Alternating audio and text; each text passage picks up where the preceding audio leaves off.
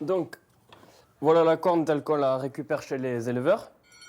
Ces cornes proviennent d'un élevage de vaches de la race Aubrac, à une dizaine de kilomètres de l'Aïol. Chez les engraisseurs, la plupart du temps, on écorne les vaches pour éviter, pour des raisons de sécurité pour l'éleveur et pour les animaux. Ces cornes, sinon, soit elles sont jetées, soit elles sont récupérées par des organismes d'équarrissage qui les valoriseront au travers de combustibles ou de fertilisants.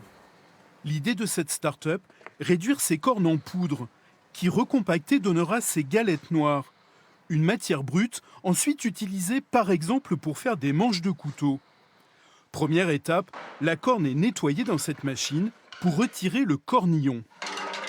C'est le prolongement de l'os crânien autour duquel va pousser la corne. C'est la corne, en fait, Voilà. C'est l'os.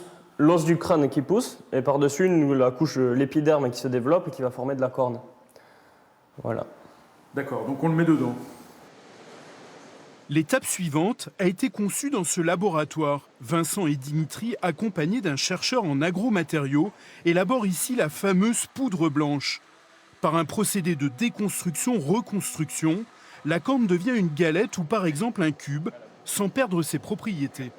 Quasiment à l'identique. On essaye d'utiliser les propriétés intrinsèques des protéines qui constituent la kératine et la corne pour pouvoir ensuite reformer le matériau. Le processus ne nécessite pas d'adjuvant chimique. La corne est une matière naturelle, renouvelable et produite localement, ce qui permet déjà à la start-up de fournir les forges de l'Aïol et ses célèbres couteaux. La lunetterie, la joaillerie s'intéresse également aux procédés, mais aussi l'ameublement et l'automobile. Les objets fabriqués ne se limitent plus à la taille de la corne, ils peuvent être bien plus grands. Maintenant, nos technologies nous permettent d'envisager de travailler sur des formes beaucoup plus étendues. Et donc, on souhaiterait travailler sur la marqueterie du meuble et sur des surfaces beaucoup plus larges qui nous permettraient de faire donc, du plan de travail ou du tableau de bord, par exemple, pour des voitures de luxe. Et ce qui est vraiment extraordinaire avec ce procédé, c'est qu'on peut utiliser toutes sortes de produits naturels, des glands, de la nacre, de l'huître et même des plumes, tout simplement, pour fabriquer des manches de couteau.